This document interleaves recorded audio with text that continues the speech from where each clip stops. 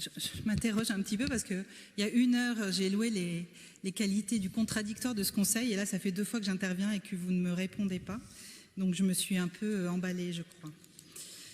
Donc, sur cette délibération, soutien au commerce et à l'artisanat bordelais, notamment les actions pour cette fin d'année, je voudrais effectivement souligner que les associations de commerçants sont toujours ravies d'avoir le soutien de la ville pour les fêtes de fin d'année, qu'un peu de féerie, de gaieté et de lumière ne nuit jamais, même la nuit.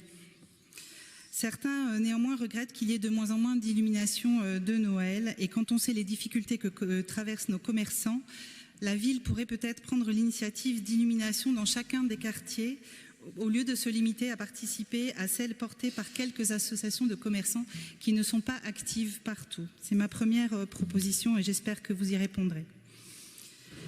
Ce soutien au commerce, comme est libellée cette délibération, est aussi nécessaire en dehors des fêtes de fin d'année et en dehors des associations de commerçants. Vous avez souligné plutôt dans ce conseil votre vision de la ville, le fait que vous alliez vous battre pour développer les commerces de proximité.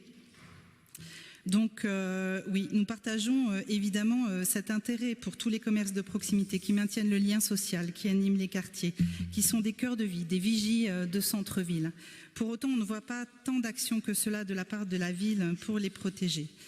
La plupart de nos commerces sont à bout de souffle. Après ces 4 années passées de crise, de chantier, de modification de la circulation, avec certains chantiers encore à venir et avec des crises bien sûr qui ne sont pas achevées. Nous avons évoqué plus tôt dans ce conseil la situation des commerçants du centre commercial du Grand Parc. D'autres commerces isolés et qui se sentent un peu seuls font face également à des difficultés conjoncturelles qui durent et assistent impuissants au développement des grandes enseignes.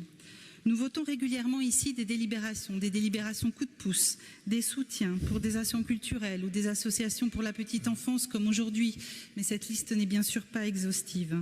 Nous vous appelons à envisager et à étudier le soutien que pourrait apporter la ville de Bordeaux à nos commerces de proximité. Par exemple, une exonération de taxes, des prêts à taux zéro ou garantis par la ville, une distribution de bons d'achat, des animations municipales, des locations de locaux, cette liste étant bien sûr non exhaustive et seulement des exemples. Pour ça, chacun des maires de quartier, bien sûr, devra s'engager à vos côtés pour rester attentif aux difficultés rencontrées par les petits commerçants, pour promouvoir leurs activités et les accompagner dans leurs difficultés. Je vous remercie. Merci.